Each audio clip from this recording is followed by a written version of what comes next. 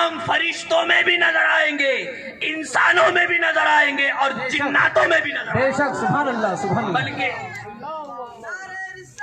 یا رسول اللہ زندہ آباد، زندہ ایک آباد۔ خاتون سرکار بغداد کی بارگاہ میں حاضر آئی، فرمایا حضور میری بیٹی پر غش طاری ہوتا ہے اور وہ بے ہوش گر جاتی ہے، آپ دعا کیجئے کہ اس کی غشی دور ہو جائے، اس کی مرگی دور ہو جائے، اس کی بیماری دور ہو جائے۔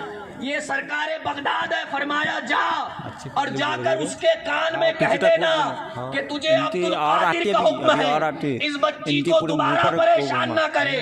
فرمایا گیا جب اس عورت نے یہ بات اس بچی کے کان میں کہی تو وہ بیماری صرف اس بچی سے دور نہ ہوئی بلکہ پورے 40 سال تک شہر بغداد سے مرگی کا خاتمہ ہو گیا۔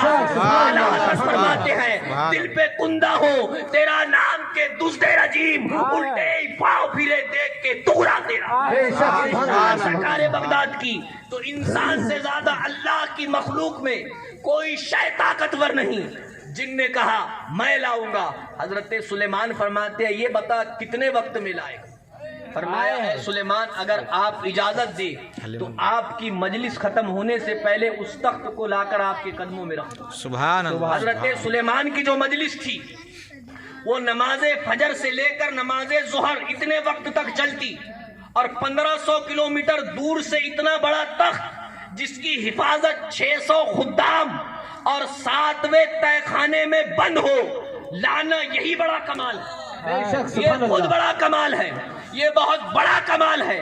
1500 کلومیٹر سے لانا، اتنے وقت میں 900 میل دوری سے اتنے بڑے تخت کو لانا کہ نماز ظہر کے وقت کے درمیان لا لینا۔ لیکن حضرت سلیمان اولیوں کی عظمت بتانا چاہتے، فرمایا نہیں، کیا کوئی تم میں ایسا بھی ہے جو اس تخت کو اس سے پہلے لا کر میرے قدموں میں رکھ دے، اس سے پہلے لا کر میرے قدموں میں رکھ دے۔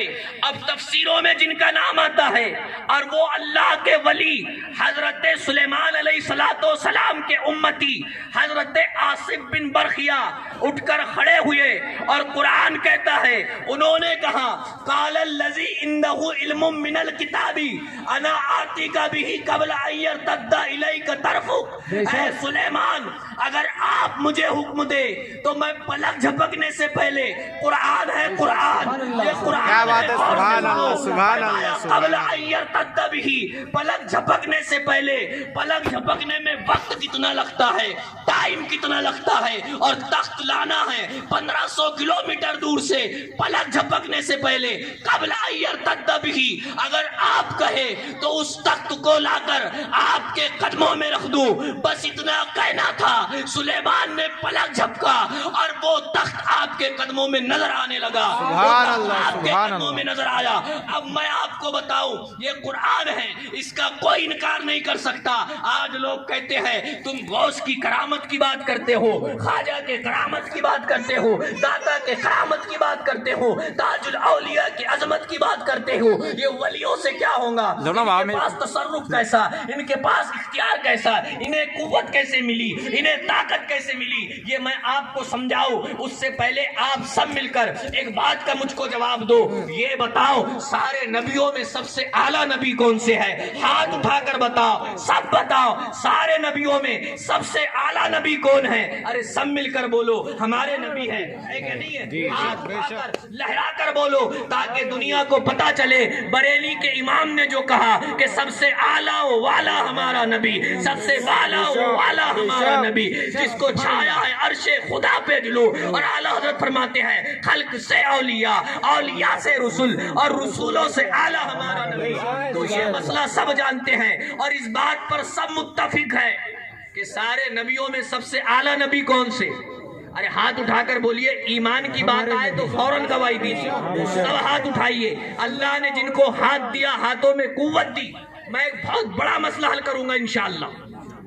تو یہ بتائیے کہ سب سے اعلیٰ نبی کون سے؟ ہمارے نبی آدم سے لے کر عیسیٰ تک سارے نبیوں میں سب سے شان والے نبی کون سے؟ ہمارے نبی۔ اور سارے نبیوں کی امت میں سب سے اعلیٰ امت کون سی؟ ہمارے نبی کی امت. ارے سب مل کر بولیے ہمارے نبی ہمارے نبی کی امت. سارے نبیوں کی امتوں میں سب سے اعلیٰ کس نبی کی امت؟ ہمارے نبی کی. اب سارے نبیوں کے ولیوں میں کس نبی کے ولی سب سے افضل؟ ہمارے نبی کے ولی. ارے سب مل کر بولیے کس کے افضل؟ ہمارے نبی کی امت کے ولی افضل. اب ہاتھوں کو نیچے رکھ دو. اب یہ کہتے ہیں کہ غوث اعظم کی کرامت قرآن میں بتاؤ, غریب نواز کی کرامت قرآن میں بتاؤ.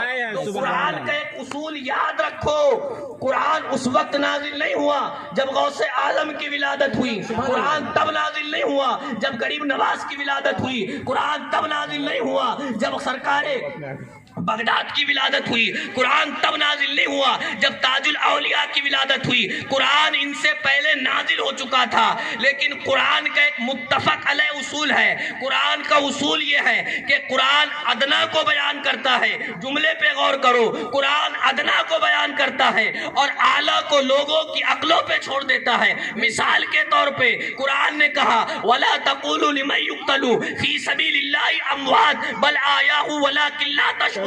جو اللہ کی راہ میں شہید کیے جائے, قتل کیے جائے, انہیں مردہ مت کہو, وہ زندہ ہے. تو اب نبی کے مد مقابل شہید ادنا ہے. تو اب اصول یہ ملا, سلیقہ یہ ملا, قانون یہ ملا کہ جب قرآن نے ادنا کو زندہ کہا تو نبی بدرجہ زندہ ہے, اس لیے کہ وہ اعلیٰ ہے. اب قرآن نے عاصم بن برکیہ کی کرامت بتائی اور یہ بتایا کہ 1500 کلومیٹر کا تخت انہوں نے پلک جھپکنے سے پہلے لایا. ارے غوث کی کرامت پوچھنے والوں, جب قرآن نے عاصم جو ادنا ہے ان کی کرامت بتائی, عبد القادر اعلیٰ ہے, بے شک سبحان اللہ سبحان کی ذات ماننا پڑے گا ان کی زندگی پر.